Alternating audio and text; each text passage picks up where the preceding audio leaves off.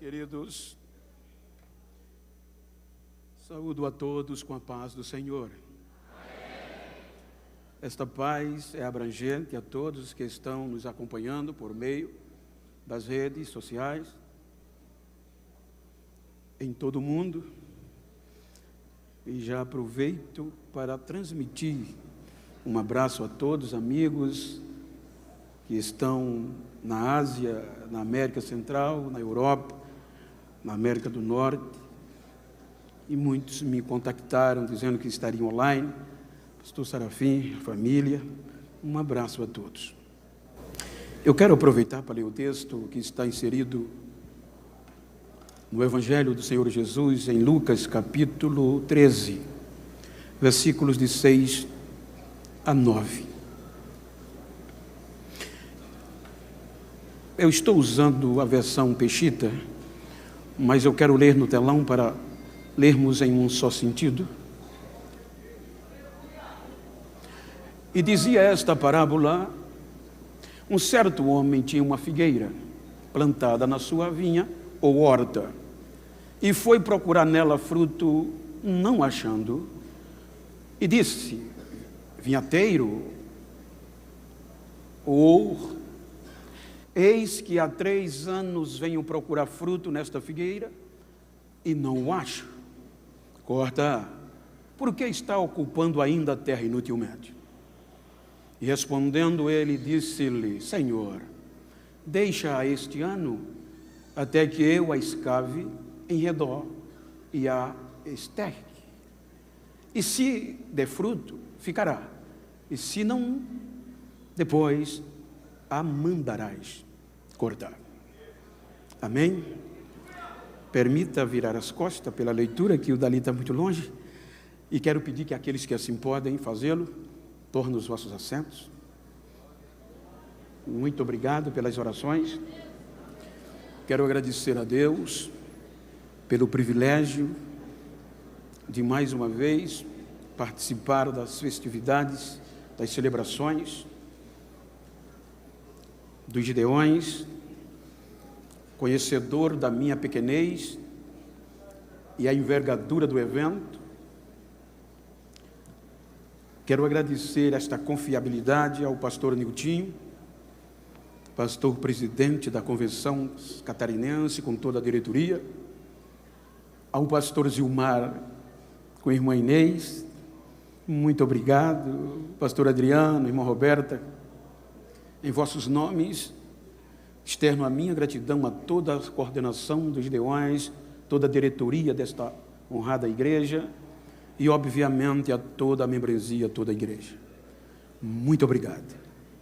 Quero agradecer a Deus e reverenciar os amigos, os meus pares que me antecederam, que irão me suceder na ministração da palavra. Reverencio-os. São homens que ontem mesmo à noite eu não dormi, porque está entre esses 50 relacionados. Eu não mereço isto e fiquei muito emocionado. Reverencio a todos e gostaria de abraçá-los, mas quero usar o nome do pastor Carlos de Jesus, sua família, para externar esta gratidão a todos os demais, aos amigos. Tem muitos amigos aqui presentes, os irmãos hão de entender, mas o pastor Jaziel, meu amigo, o pastor Alberto, pastor Fagundo e tantos demais, em nome deles, externo a todos os demais amigos, pastor Taranto, que Deus abençoe a vós, ao Murilo, com a irmã Cláudia, que sempre, quando eu estou, eles cuidam de mim. Obrigado, amigos. E também agradecer aos meus pastores que permitiram-me estar aqui, pois eu não viajo, não saio sem a permissão deles.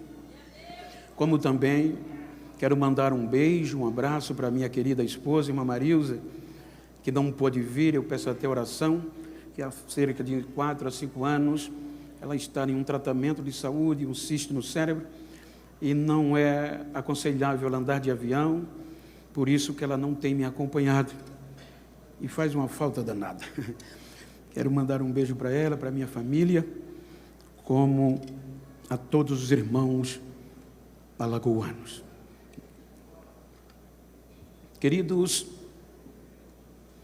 eu quero fazer um pedido em nome de um amigo em comum que nós temos.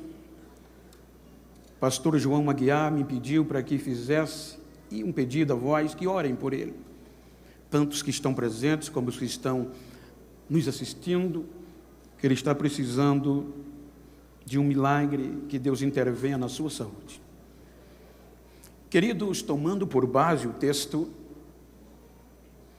eu quero trazer uma mensagem neste culto, neste congresso missionário. E a palavra de missões, respeitando todos os pensamentos contrários, mas na minha visão ela é conscientização. E como a proposta temática está no tempo presente, colheita final, é impossível eu entender o presente sem me reportar ao passado. Por isso que eu quero, dentro da proposta temática, reportar-me ao passado. Quando nós analisamos entre as 3 principais árvores relacionadas na Bíblia, as mais relacionadas, está a figueira. E a figueira é símbolo de relacionamento. E dentre este símbolo de relacionamento, ela tem um papel importante para o tempo presente. E como eu estou proposto a me reportar ao passado, preciso usar Gênesis capítulo 6, versículo 3, para voltar ao início. Quando Deus diz que não contenderá o meu espírito para sempre com o homem. O interessante é que quando nós analisamos o nosso vocabulário, todas as palavras que terminam com AR, ER, IR, exprimem uma ação. Então, o contender quer dizer discutir a favor de, interceder por. Dentro do significado de contender está o pleitear. Pleitear quer dizer recorrer em juízo, pedir por, gemer por, pleitear. E quando nós voltamos ao início, vamos perceber que no passado tem um pleiteador oculto. Pastor Reuel, se nós lermos, por favor, quando Paulo escreve a carta aos gentios de Éfeso, capítulo 3, versículo 8 e 9, ele fala sobre esse mistério oculto. Leiamos, por favor.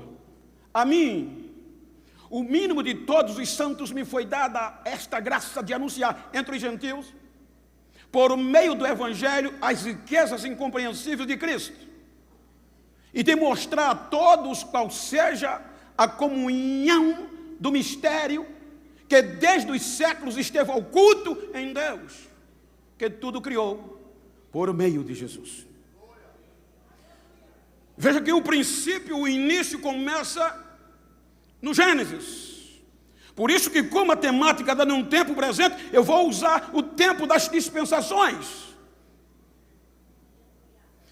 A primeira dispensação é a da inocência, o início, reportando-me ao passado.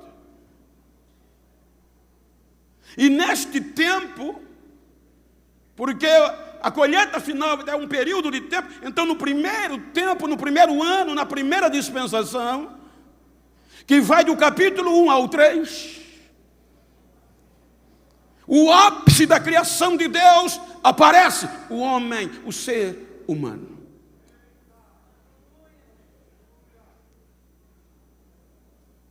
Quando nós debruçamos-nos do capítulo 3, vem a fraqueza humana. E para confrontar a fraqueza humana, vem a justiça divina. Veja que no capítulo 3, no início, vem a decepção. Gênesis capítulo 3, a fraqueza vem. E observe que quando a fraqueza vem, a primeira árvore nominada na Bíblia, na história do relacionamento com o homem, é a figueira. Gênesis capítulo 3, versículo 7. Veja que na fraqueza do homem, a figueira está lá. A primeira e a única árvore, nominalmente falando. E ela predispõe-se a desnudar-se para cobrir a vergonha e a fraqueza do homem. Gênesis capítulo 3, versículo 7. Perceberam que estavam nus e cozeram folhas de figueira e fizeram para si aventais. A primeira árvore no início, reportando o meu passado, é a figueira. Relacionamento. Ela se doou, ela deixou ser desnudada, tirando as suas folhas para intervir, cobrir a vergonha e a fraqueza do homem. Agora, ela vai dar sustentação. Então, quando a justiça divina vem, aí você vai ver que entre a justiça e a fraqueza tem alguém pleiteando, ocultamente, porque a justiça dizia, elimina, corta na raiz.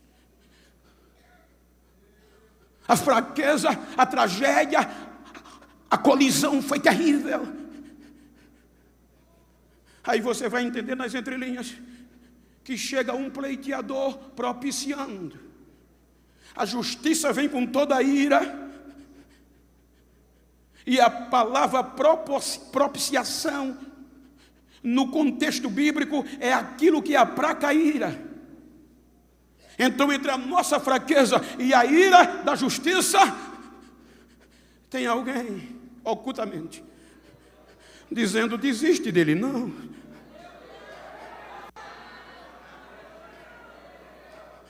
Então, a justiça não olha para a fraqueza, mas para o pleiteador, a propiciação.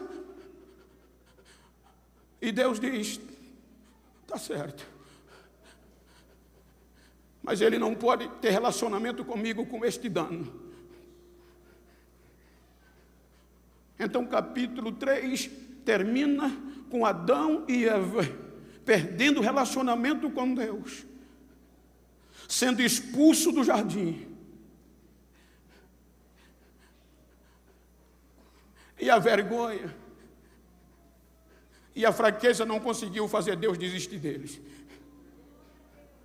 Observem que entre o capítulo 4, aqui termina o primeiro tempo, o primeiro período da inocência. O capítulo 4 vai vir o segundo ano, o segundo período, chamado consciência. Veja que do capítulo 3 ao 4 por diante, não há registro de relacionamento entre Adão, Eva e Deus, digno de registro. Mas o que é lindo é que do capítulo 3 para o capítulo 4 vem esse segundo ano, a segunda dispensação, consciência, mesmo fora do paraíso, mesmo fora do jardim, mesmo sem a história registrar Adão e Eva se relacionando com Deus, no capítulo 4 começa dizendo, Adão conheceu Eva e ela concebeu e gerou um filho e chamou de Caim. Alcancei de Deus um varão. Depois ele torna a conhecer, ela concebe e gera outro filho, homem, e o chama Abel. Observem que há uma sucessão de tempo. O menino cresce, criança, adolescente, jovem, no mínimo, na nossa cultura, 15 anos, 18 anos, no mínimo dos tempos. O interessante é que Adão e Eva, mesmo sem a história registrar, eles conseguem impregnar no coração e na mente dos meninos relacionamento com Deus. Veja que a história não diz que Deus falava com Adão e com Eva, mas com os filhos sim. Pastor Gesiel é lindo, veja, longe de Deus. Eles conseguem impregnar no coração desses dois filhos Deus.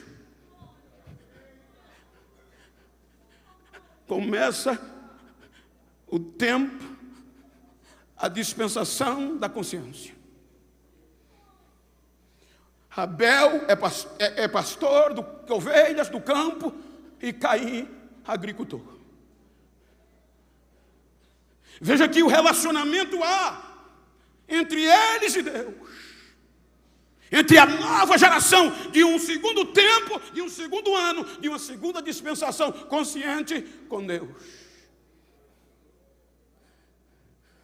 Aí eles resolvem cultuar, adorar a Deus.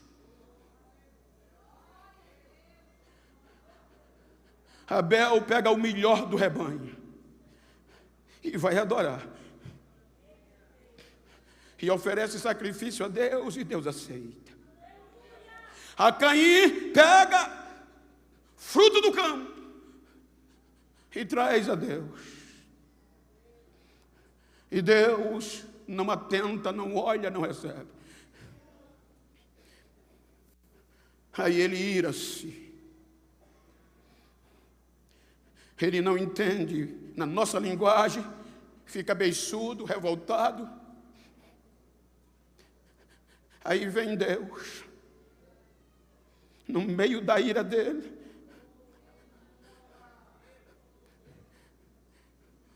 e no capítulo 4, salvo engano, versículo 7, salvo engano, aí Deus diz: por que você está com raiva? Veja que o relacionamento era íntimo, da geração da consciência, do ano da consciência. Se tu fizeres o bem, não serás aceito. Mas se tu fazes o mal, vigia, porque o pecado jaz à porta. E se tu não vigiar, ele vai te dominar. Mas é importante que você domine sobre ele. Deus advertiu Caim. Mas Caim, por esta ira, vai oferecer, vai fazer e cometer um crime pior do que o pai. Eu tive analisando para você entender, se nós fôssemos julgar, se Caim fosse julgado na visão do Código Penal brasileiro, segundo o artigo 121, é crime qualificado. O crime de Caim, veja que tem diversas circunstâncias agravantes dentro do Código Penal, no artigo 121. Olhando para o seu entendimento, no artigo 121, se fossem julgar ali, primeiro, motivo torpe. A inveja é um sentimento vil e desprezível. Segundo, meio cruel, requinte de crueldade. O capítulo 4 não tem detalhe, mas pela gravidade da moralidade do crime, ele usou requinte de crueldade com o irmão. Em terceiro, dissimulação.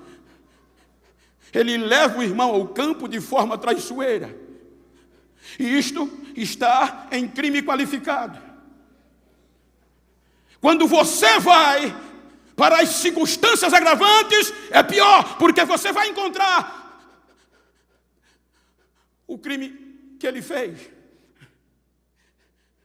Parentesco próximo. Ele cometeu um fratricídio, ele matou o irmão. Segundo, motivo fútil, mas agravantes. A inveja é motivo insignificante para o cometer um crime. E terceiro, ausência de arrependimento. Aí o crime dele está enquadrado na visão do Código Penal brasileiro, só para você entender, no artigo, se ele fosse julgado hoje, 121 do Código Penal. Veja que quando ele comete o crime, a justiça vem da terra, o sangue de Abel que é a justiça. Aí Deus aceita a denúncia do sangue e vem interrogar o fratricídio. E pergunta: onde está o teu irmão? Ele não se arrependeu, ele diz: porventura sou eu guardador do meu irmão, eu sei lá onde ele está. Não se arrepende. Se nós lermos o artigo 61 do Código, ele está falando da dosimetria do crime, da pena. Então, na ótica do Código Brasileiro, a dosimetria da pena diz que o crime de Caim, ele é de 12 a 30 anos de reclusão, no cálculo da pena. E na justiça divina, pelo sangue de Abel, é condenação eterna. Aí ele diz: eu sei lá. Aí Deus diz: o sangue do teu irmão está clamando a mim. Que é justiça.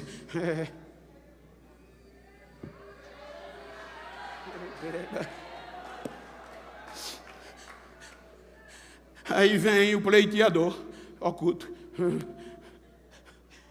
e vai atenuar a pena. Ele fica entre Caim e a justiça divina.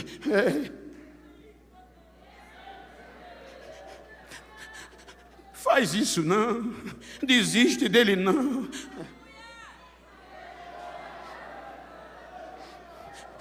Veja que Caim, ele percebe e ele diz: o meu pecado, o meu crime é maior do que o que eu possa ser perdoado. O Senhor agora disse, veja que a pena é atenuado. Em vez de condenação eterna, Deus diz: agora maldita é a terra por tua causa. Tu vai andar como vagabundo, errante e sem a minha presença. Aí ele diz: não, agora eu vou andar errante, vagabundo, fora da tua presença. Quem me vê vai me matar. Aí o pleiteador diz: diminui mais. Aí Deus diz: pronto, não é assim. Eu vou botar um sinal em você. Ninguém vai tocar em você.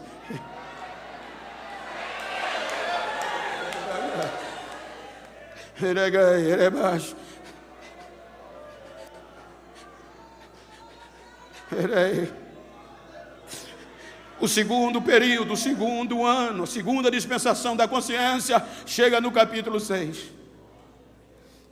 O capítulo 6 do Gênesis, a fraqueza atinge a todos os seres humanos. Degradação geral do gênero humano. Agora todo o gênero humano está sem relacionamento com Deus. Aí a justiça divina diz-lhe: não tem jeito, não dá para acreditar mais neles não. Faz alguma coisa. A justiça clama, aí Deus vem e diz: chega, eu vou desistir, eu vou dar fim, eu vou acabar com eles. Com ele tudo o que eu criei. Veja que há uma decisão judicial: eu vou dar fim. Então a sentença é condenação eterna. Quando Deus assina, aí o pleiteador vem, oculto, se põe entre a justiça e Deus e diz: desiste não.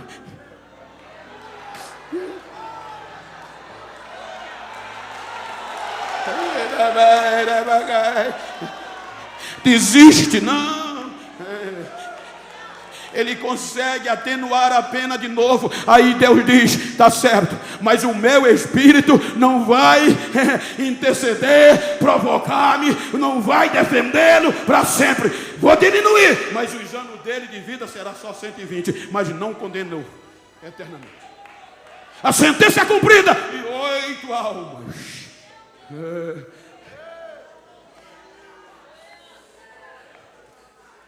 Recebe a graça por meio da propiciação que está entre a ira. Então quando Deus olha, Ele não vê a fraqueza, Ele vê a propiciação. Aí quando Ele vem com a justiça irado, quando Ele olha para o pleiteador, Ele ri.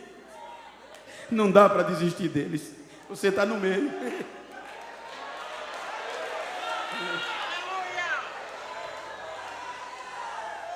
Termina o segundo tempo, segundo ano, segunda dispensação, segundo período de tempo, a consciência. Aí veja que o terceiro ano, terceiro tempo, já que o tema está em um tempo presente, período de tempo. Aí vem o capítulo 8 do Gênesis. Dispensação, ano do governo humano. O governo humano vai do capítulo 8 ao 11.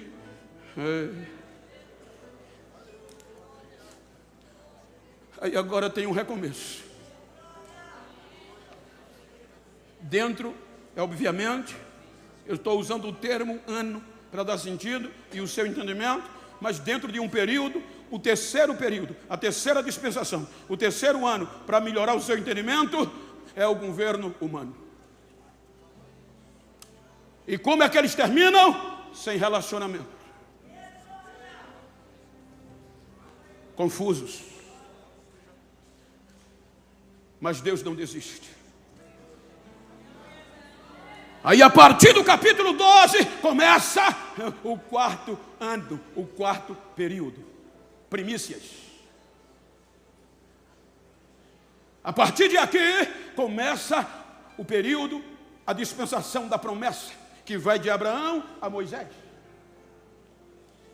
Então veja que é no quarto período, no quarto tempo, na quarta dispensação,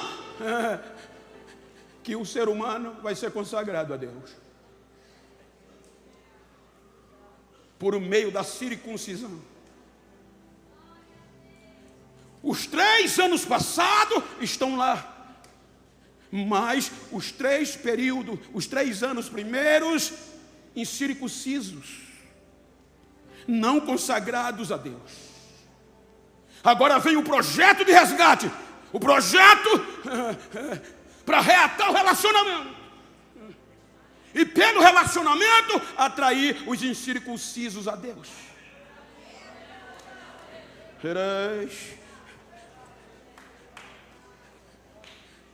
Aí Abraão é consagrado a Deus. No quarto ano, na quarta dispensação, as primícias do projeto é para louvor de Deus. Quando chega Moisés, vem o quinto período, o quinto ano, a quinta dispensação da lei. Você vai ver que Abraão, até Moisés, ele foi preservado. O pastor falou já está, pastor Osiel falou ontem, Abraão teve medo da morte, e ele disse ontem que quem tem medo da morte não é apto para o projeto. Ele entregou Sara ao outro com medo de morrer. O pastor falou hoje. Mas veja que você sempre vê um pleiteador. Abraão, anda na minha presença. Alguém intercedeu, alguém contendeu por ele. Oculto. Aí vem o quinto período, a lei. Agora entra Moisés com Israel. Aí quando vem o quinto período, aí é o quinto ano, aí Deus separa os 3 últimos dos 3 primeiros, incircunciso. Põe aí, Levítico capítulo 19, versículo 23 a 25. Olha o que é que Deus faz. E quando tiverdes entrado na terra, e plantardes toda árvore de comer ou de fruto, se-vos-á incircunciso o seu fruto 3 anos. Vos será incircunciso, dele não se comerá. Porém, no 4º ano, é quando começa a dispensação da promessa, a consagração a Deus, a primícia a Deus. Por isso que o Shavuot começa aqui. Porém, no 4º ano, todo o seu fruto será santo, para dar louvores ao Senhor. No 3 anos, ele não colhia. No 4º ano, procurava fruto, colhia, e o fruto, primícia, é para Deus. Para quê? E no 5º ano, comerás seu fruto, para que vos faça aumentar a sua produção. Eu sou o Senhor, vosso Deus. Então, no 4º período de tempo, no 4º ano, na 4ª dispensação, era que eles poderiam procurar fruto para dar as primícias a Deus, não para comer. É o período de Abraão, as primícias do projeto missionário. Agora, no 5º ano, a ordem era: agora vocês podem procurar fruto. E comam, para que ela produza mais ainda. É o período da lei.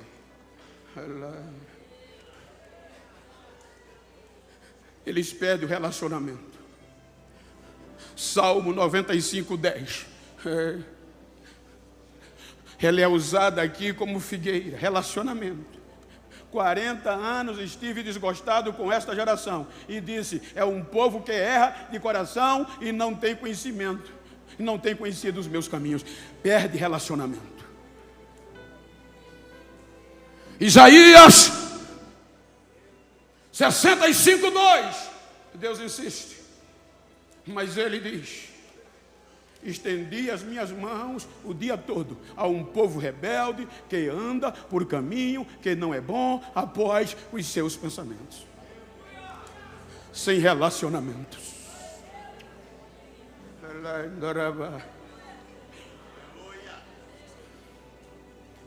Aí vem o último, o penúltimo dos profetas do 5º ano, do 5º período da 5ª dispensação.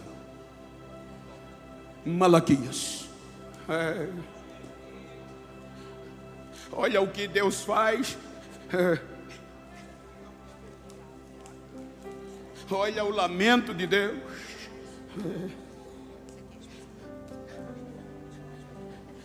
Porque perderam o relacionamento. Malaquias capítulo 1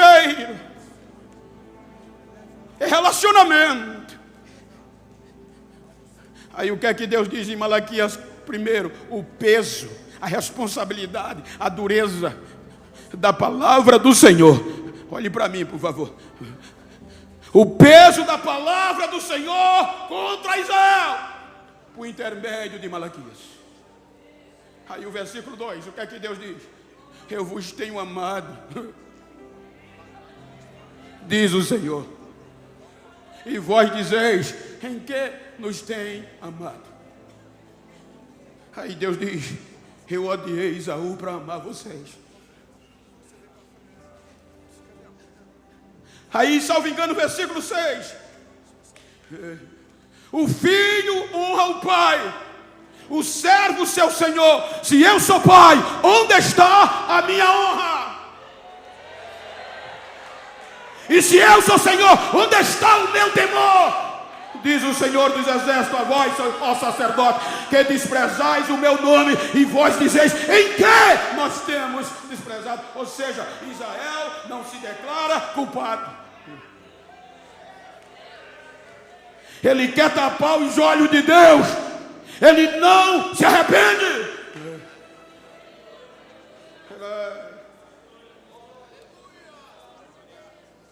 O 5º ano, o 5º período, o 5ª dispensação, a lei. Aí veja que o capítulo 4 de Malaquias, versículo 1, Deus vai tratar com a árvore, porque eis que aquele dia vem ardendo como fornalha. Todos os soberbos e todos que cometem impiedade serão como a palha, e o dia que está por vir os abrasará, diz o Senhor dos Exércitos, de sorte que não lhes deixará. nem raiz, árvore, nem ramo. Deus diz: vou cortar, porque se cortar no tronco, deixar a raiz ainda floresce, mas se cortar a raiz, acabou. 400 anos depois de Malaquias, vem o último do profeta do quinto ano, João Batista. E como é que ele começa? Arrependai-vos. O machado não está no tronco, porque o machado já está na raiz.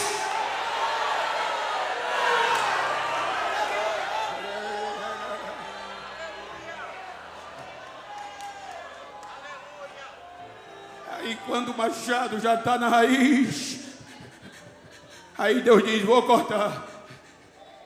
Aí o pleiteador sai do oculto e se revela.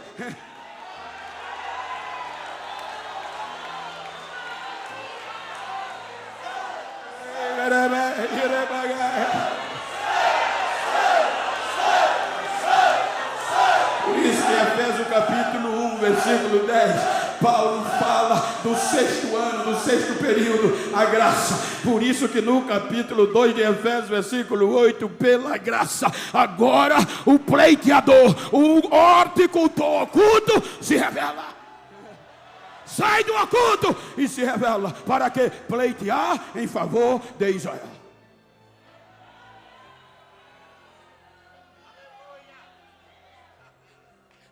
Mas Paulo, escrevendo aos Romanos, capítulo 10, ele diz que Israel rejeitou a justiça. Romanos 10, salvo engano, primeiro, preferiu a sua própria. Irmãos, o bom desejo do meu coração é a oração de Deus por Israel e para a sua salvação.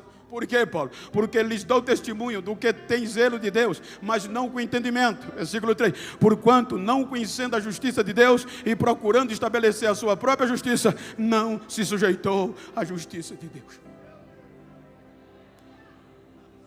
Aí como é que o pleiteador vem? Arrependam-se. Arrependam-se. Salvo engano, deixa eu ver se a mente lembra.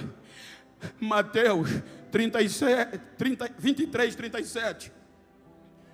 Mateus 23, 37. Olha o que é que ele diz. Ó Jerusalém. Ele chora. Ó Jerusalém. Ó Jerusalém que mata os profetas e apedreja os que são enviados a ti.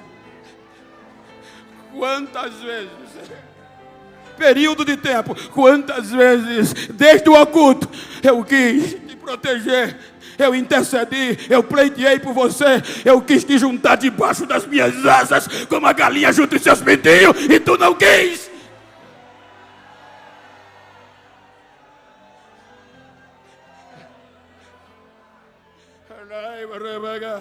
Vejam que a parábola, quando Lucas termina a narrativa do capítulo 12, ele está falando das últimas coisas, de arrependimento. Quando Lucas registra o capítulo 3, Truvão, meu amigo,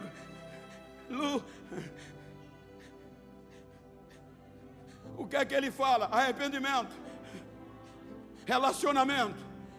Porque o capítulo 13 começa dizendo que alguns vieram dizer a ele: Jesus, o senhor está sabendo o que Pilatos fez? Ele matou os galileus e misturou o seu sacrifício com os seus próprios sangue. Ou seja, o contexto histórico cultural diz que os galileus, um grupo de galileus, saiu da Galileia e veio para Jerusalém adorar, matar os seus animais em adoração e oferecer sacrifício, porque era o tempo ainda do quinto ano. Veja que quando Jesus está aqui, já está com cerca de 2 anos de ministério efetivo. Aí o que é que os soldados de Pilatos faz? Mata o grupo da Galileia, pega o sangue deles e mistura com o sangue dos animais que eram os seus sacrifícios. Isso foi chocante. Aí eles disseram: o senhor está sabendo? Aí Jesus diz: vocês estão pensando que eles eram mais pecadores do que os outros? Se vocês não se arrepender, do mesmo jeito vocês vão perecer. Aí ele vai dizendo: vocês pensam, porque a ideologia judaica era, você vai ver isso desde Jó até o Novo Testamento, se eu estou em miséria, se tem uma colisão, se eu estou detonado, estou cheio de dano, é pecado. Por isso, quem nasceu em pecado? Por isso que ele, Jó confessa. Então, para ele, os sacerdotes, quem era rico, era fruto de bênção, era limpo. Aí Jesus diz: vocês pensam que aqueles 18 que foram esmagados pela torre de Siloé era mais culpado, mais pecador que os outros? Eu digo a vocês que não. Se vocês não se arrepender do mesmo jeito, aí vem a figueira. No sexto, pastor Weber, veja que o dono da vinha, da horta, por que relacionamento? Porque os judeus, na sua maioria, tinha figueira no quintal, na horta. No Nordeste a gente chama roça. E toda a horta, na maioria das vezes, tinha a figueira. Porque a figueira produzia sombra. E eles juntavam a família e meditavam debaixo da figueira. A figueira, quando eles estavam precisando chorar, ia para baixo da figueira. Quando eles estavam em luta, para baixo da figueira. Então era comum, mas só que agora o horticultor vai ser questionado. O dono da vinha vem. Aquela figueira já estava com 6 anos. Veja que ele foi justo. Os 3 primeiros anos do início, lembra que eu disse que para falar do presente precisamos nos exportar ao passado? Você lembra de Levítico? Então 3 anos ele não procura fruto, porque não deu fruto, que é os 3 primeiros tempos da dispensação. Incircunciso não são consagrados a Deus. Mas no 4º ano é Israel, a primícia, o fruto é a consagrada. No 5º ano, a lei. 6º período, a graça. O oculto se revela. Veja que o dono da vinha é justo. Ele cumpriu a lei, cumpriu certinho. Não procurou fruto nos primeiros 3 anos. Mas a partir do 4º, ele vai. E a figueira não dá fruto. Aí ele diz ao horticultor: por 3 anos eu venho aqui procurar fruto nesta figueira e não encontro. E é uma ordem, corta. Por que é que você está deixando ela habitar o lugar, ocupar a terra inutilmente? Corte pela raiz, desista. Aí ele agora se revela como horticultor. E eu estive conversando com o horticultor e ele disse: Bento, a principal característica do horticultor é o amor e o cuidado.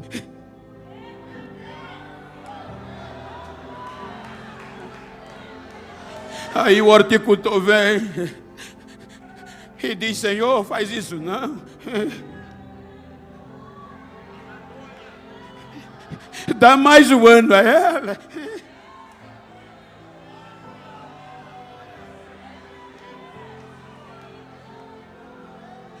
Peraí, desiste dela não. E agora, deixa que eu vou cuidar dela. O último período de colheita, a graça. Eu perguntei o horticultor. Ele disse: deixa que eu agora vou cavar ao redor, cerca de 20 a 40 centímetros. Vou estercar. Eu disse: mas não, eu trabalhei 40 anos também com agricultura. Se você jogar o adubo no pé, sufoca e mata. Então tem que cavar, fofar, cavar uma brecha e colocar os estercos, o fertilizante, o adubo, para lá ir reforçando, se estabelecendo devagarinho. Porque os nutrientes do esterco vão descer e não vão para as folhas, vão para a raiz.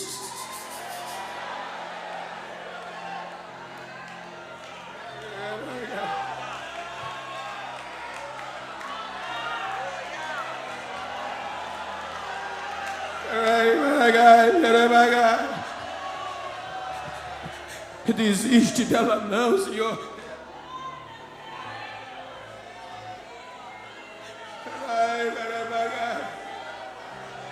Se daqui a um ano, se ela não der fruto, veja que nas versões mais tradicionais, ele não diz eu corto. Ele não tinha coragem, ele disse tu a cortarás ou manda cortar, porque eu não vou ter coragem de desistir dela, Senhor.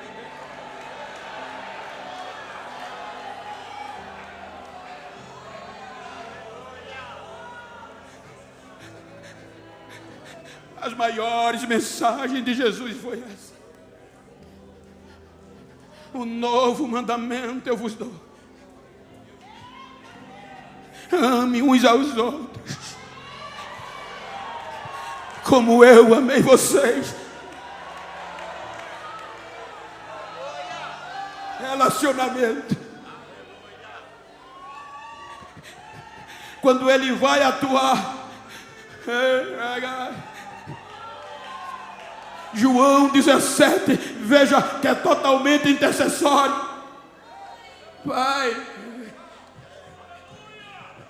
eu dei a tua palavra a eles, mas para que eles sejam um em mim, como eu sou em ti, eles sejam um em nós. A glória que tu me deste, eu dei a eles, Senhor. Eu estou te pedindo não só por esses, os judeus, mas por todos aqueles que hão de crer em mim. Une eles na verdade, a tua palavra é a verdade. Porque o último meio de o mundo saber que o Senhor me enviou é eles serem um, é eles amar um ao outro, como eu amei a eles.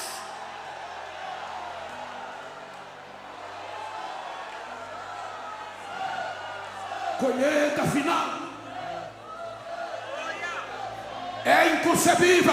Você não vai amar quem está lá fora se primeiro não amar dentro. A figueira está dentro da horta. Não é necessário mais o teor da missão. Não adianta eu pregar 2 horas, pregar bonito e não amar quem está dentro. Porque é impossível eu amar o pecador e dizer a ele: olha, independe do teu pecado, Deus perdoa. E quem está dentro muitas vezes se fere, a gente descarta. Para primeiro perdoar lá fora, tem que ser dentro.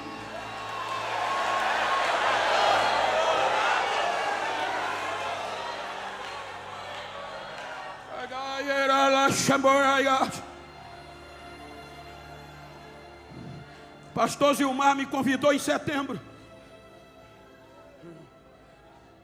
Passei 2 meses orando por uma mensagem. Quando veio no meu coração esta mensagem, até ontem à noite, 2 horas da manhã, eu não conseguia dormir. Senhor, quero que você pregue, porque vocês estão valorizando mais as ideologias, o nome da placa, do que por quem eu morri. Diga para quem está ao seu lado: não é aconselhável atrair lá fora, falar lá fora, se não ama dentro.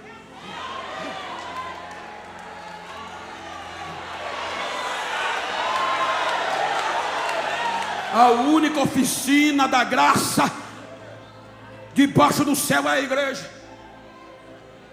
Olhe que quando vou dar uma ministração, quando você compra um carro, faz um seguro, mas acontece incidente, e às vezes a colisão é forte,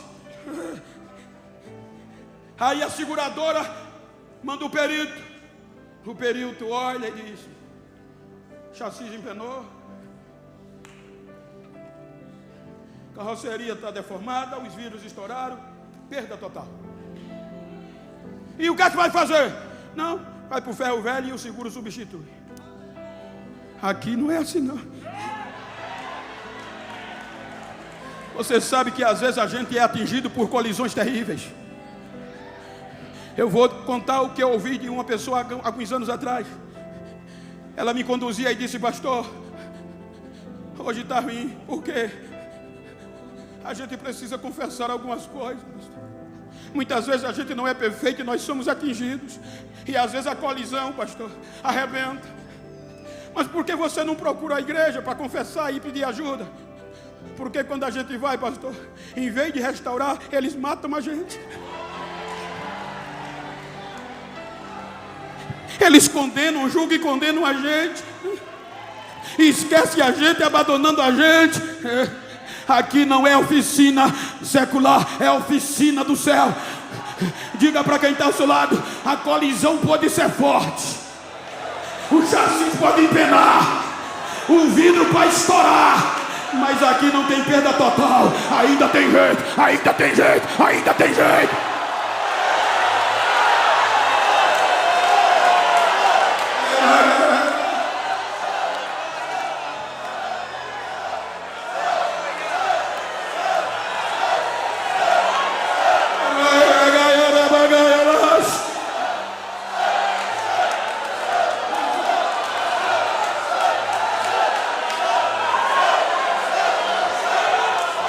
Tertuliano, um dos escritores do final do século II ao início do século III, ele diz que o segredo da igreja primitiva não era sermão bonito. Um dos principais pilares era o amor. Ele diz que os crentes da igreja primitiva se amavam tanto, cuidavam tanto um do outro, que às vezes um dava a vida pelo outro. Aí quem estava fora, sem pregação, via e dizia: que amor é esse? Se convertia e entrava na igreja. Hoje a gente está falando lá fora, mas estamos matando quem está dentro.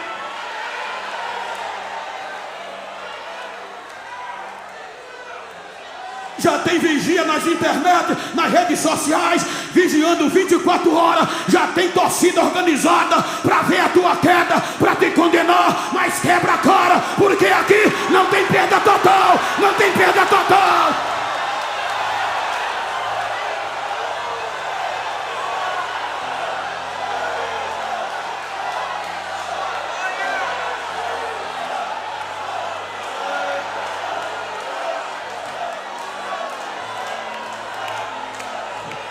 Esta é a necessidade da colheita final.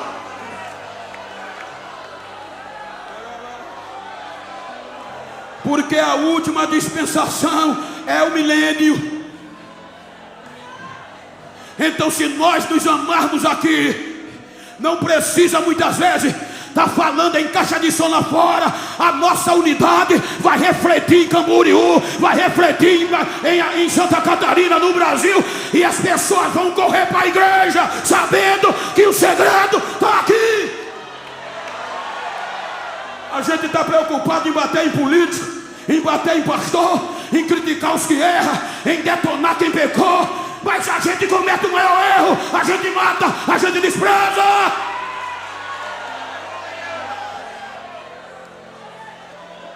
Diga para quem está ao teu lado: já tem torcida organizada,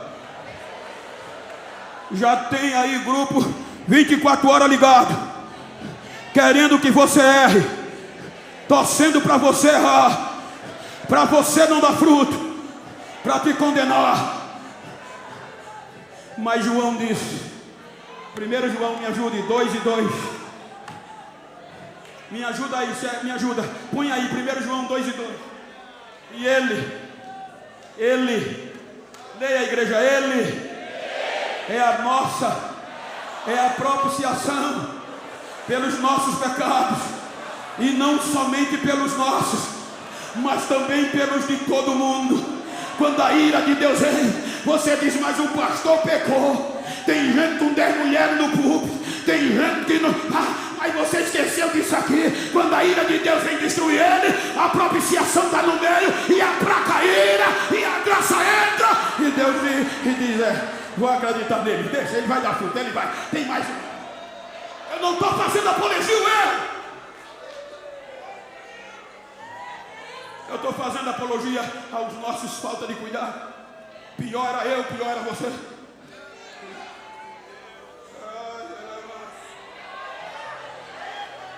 Então, mais uma vez, olha para quem está do lado, independente da colisão, independente da batida, não vou abrir mão de você.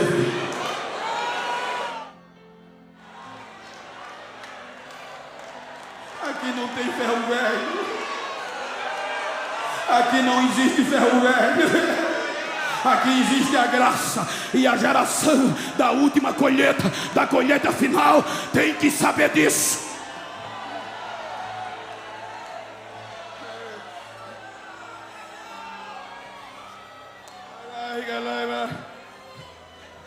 Não era nem para eu pregar.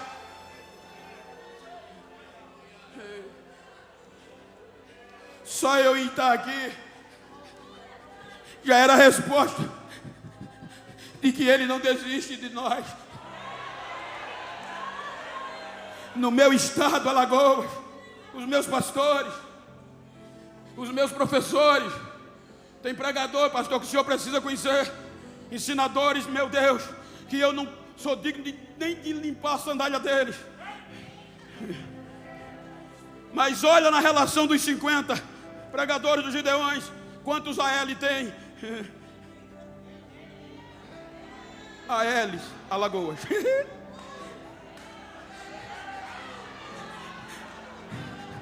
E sabe, até 92 me diziam: esse nego não vale o que come. Esse nego nunca vai dar nada que preste. Mas um dia um crente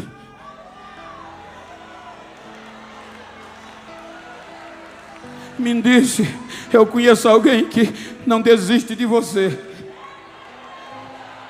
mas dizem que eu tenho muitos defeitos. Ele é especialista em quem tem defeito. Ele é a propiciação, Ele aplaca a ira e meia graça. 3 meses me levou para a igreja.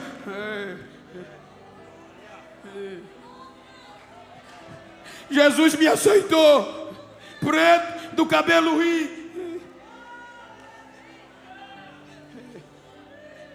Quando eu cheguei da igreja, disse: agora vai. Com 15 dias ele me batizou com o Espírito Santo, mesmo com as minhas falhas. Com 26 dias eu desci as águas do batismo. E pasmem, Fazenda Canoas, município de uma cidade chamada Rio Largo, aonde hoje sou o co-pastor. Canavial, comecei a cortar cana com 12 anos. Boia fria, tudo de pesado do campo. O nome Trato Culturais é bonito, mas vai fazer para tu ver. Cheio de piolho. Ele me batizou no Espírito Santo. Me batizei nas águas com 26 dias. Dizia: ele não presta, não vai dar nem um ano. Ele me purificou. Com 1 ano e meio, eu estava no congresso e o pregador Marco Feliciano, 2000, quando fui separado para presbítero, ainda na cana, quando eu subi no altar, parou o congresso e se voltou para mim e disse: Deus vai te levar como pedra de fogo para o mundo saber que Ele é Deus.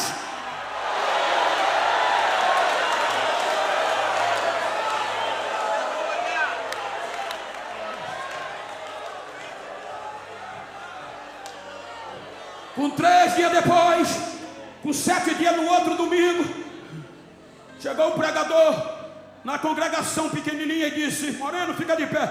Deus me mostrou que vai abrir as fronteiras do mundo, o Brasil vai ser pequeno, te prepara. Mas dentro da cana.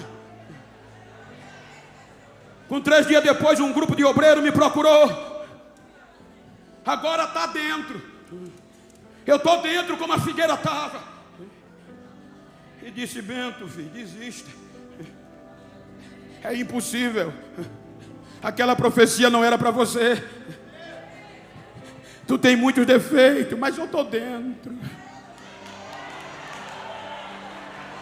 A figueira estava dentro.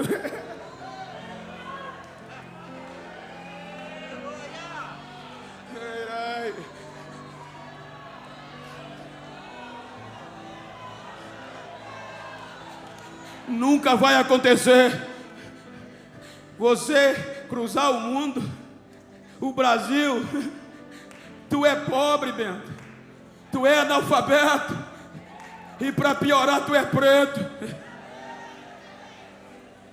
Eu disse, lá fora era fácil aguentar, mas dentro não é não.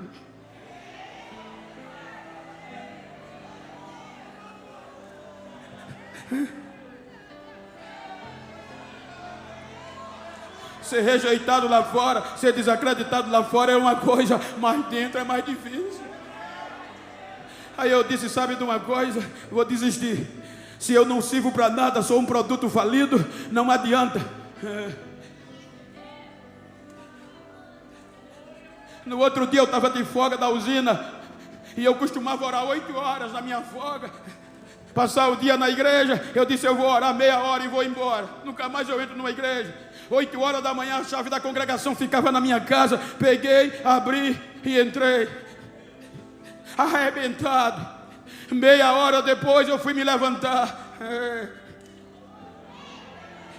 para ir embora, não consegui. Tinha 2 mãos me impressionando e uma voz dizendo, quando eu te chamei já sabia quem tu eras. Eu não desisto de você.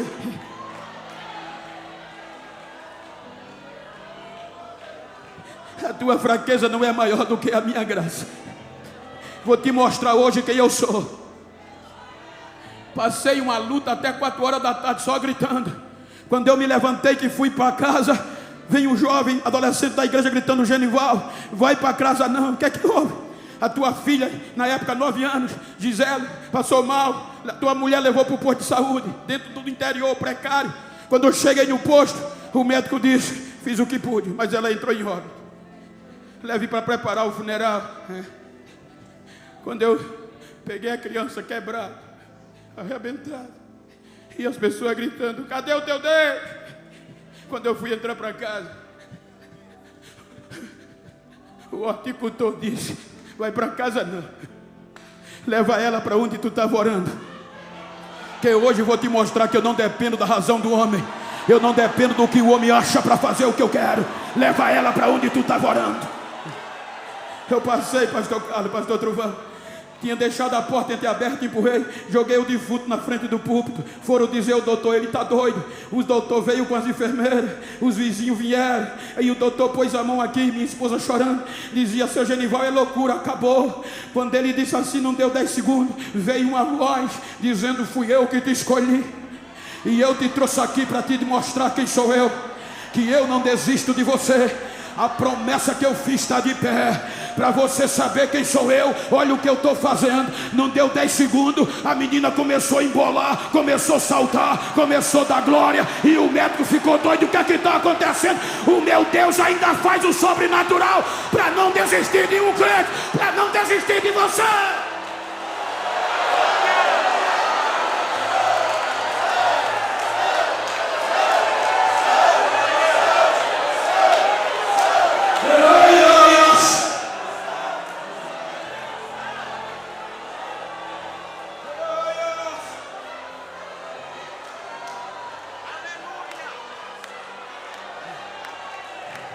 Passaram-se 15 anos, eu tinha 30, 15 anos, o silêncio,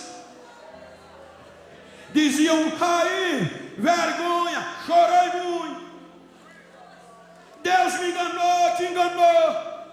45 anos, ficou velho, não frutifica mais.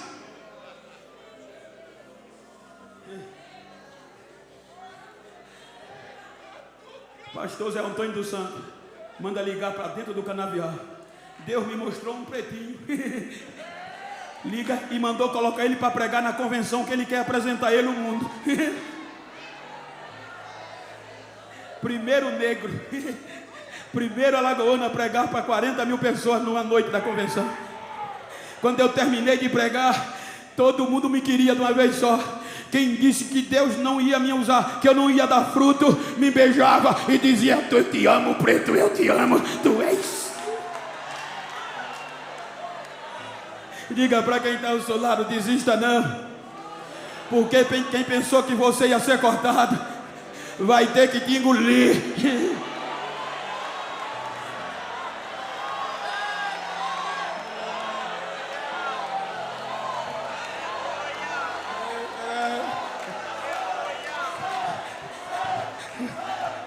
...50 anos, ficou velho. 2015, pastor Reuel descobriu o pretinho. Ele é testemunha, cristiano, salvo engano, que era de Campina. Pastor Genival, pastor Reuel quer lhe trazer nos Gideões. Deus disse: vai não. Eu não vim. 2016, 2017, pastor, por que você não prega nos Gideões? Não é o tempo.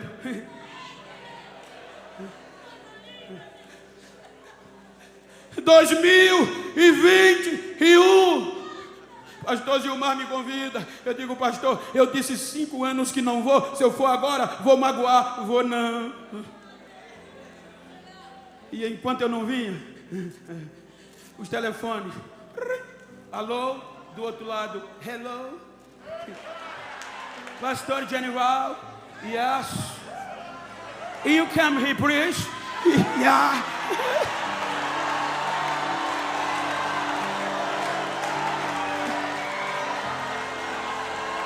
Deus não precisou dos Gideões para a árvore frutificar. É pela graça, é pela graça, é pela graça.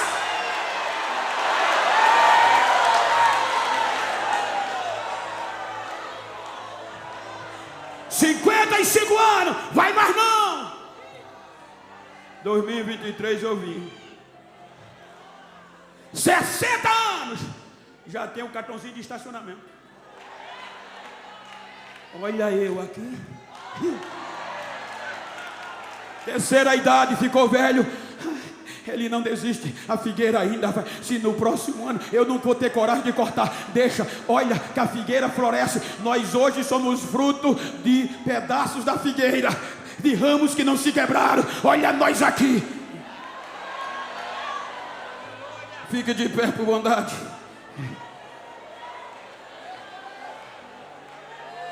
Se você puder, eu gosto de sempre terminar assim. Se tem uma pessoa íntima do seu lado, vira para ele aí. Me ajuda aqui, meu amigo, com todo, pastor Carlos, com todo respeito eclesiástico, é pregador, entendo. Se está perto de uma pessoa íntima do mesmo sexo, vira para ele assim, não olha para mim não, olha para ele. E diga para ele: ó figueira de Deus, fruto da última hora. A graça é o último tempo da colheita, mas a última dispensação é no milênio. E eu quero estar lá com você. Diga: não me importa se é pré ou pós, eu quero estar lá. E não é como figurino, eu quero estar reinando com ele.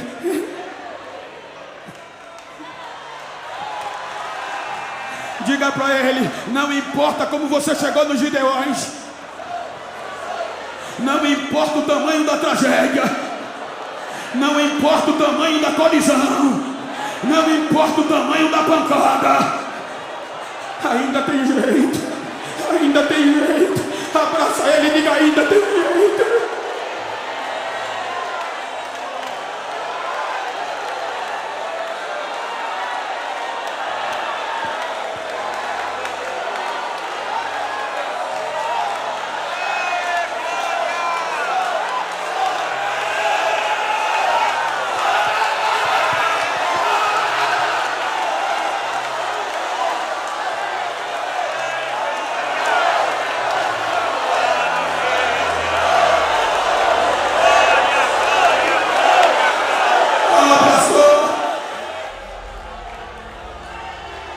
Ainda ontem eu orava à madrugada em espírito.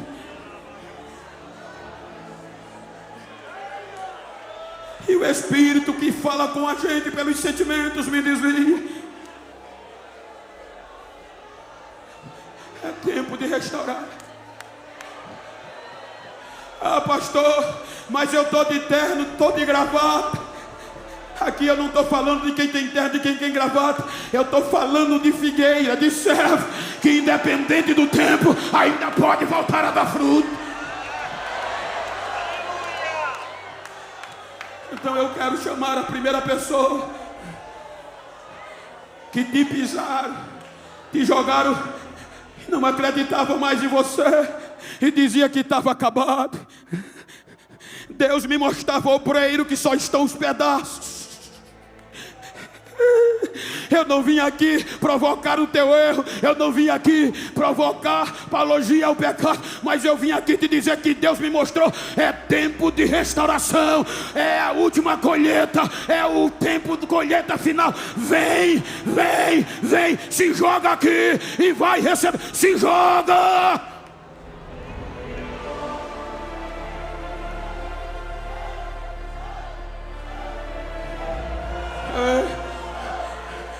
Você que está me ouvindo na internet, você que ainda vai ouvir, você que está abandonado no campo missionário, você que está esquecido, você que foi jogado para fora, você que disseram que não tem mais jeito, mas eu estou aqui para te dizer, ainda tem jeito, você não é perda total, ainda tem jeito.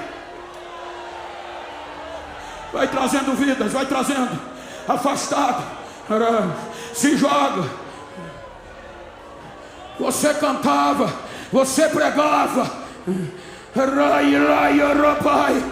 o Espírito me fez sentir que está te restaurando. Pode até não crer, pode até fazer bochecha, mas é a graça para a gente pregar lá fora. Temos que restaurar primeiro quem está dentro.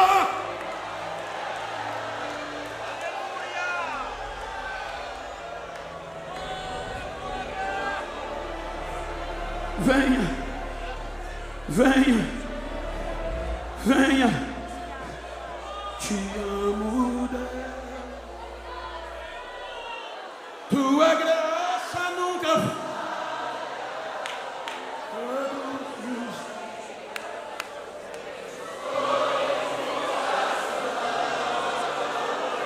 Desde até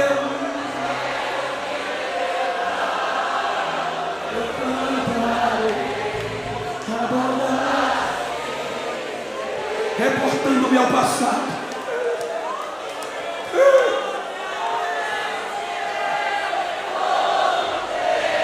Primeira dispensação fiel, segunda fiel, terceira fiel, quarta fiel, quinta fiel, sexta fiel. A graça, adora, adora. Enquanto você adora, quem está afastado volta, quem não é crente vem, quem está na internet vai se converter, mas adora, adora. Recebe batismo aí, recebe renovo. Ei, obreiros, ei, cantores, amassaram você.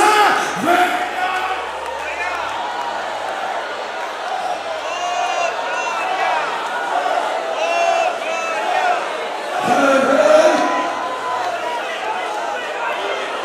Se Deus, a palavra que me deste eu preguei,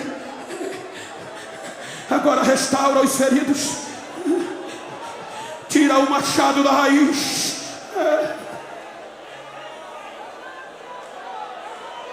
Vai restaurando, vai restaurando, vai restaurando, vai trabalhando. Você tem mais um tempo. Ele não desiste de você, ele não desiste. Vai recebendo, recebe renovo, recebe batismo, recebe a unção de Deus que está queimando dentro de mim, recebe esta pedra fogueada que está queimando dentro de mim, na minha direita, na fronte, na esquerda, no altar. Vai recebendo, vai recebendo, vai recebendo agora.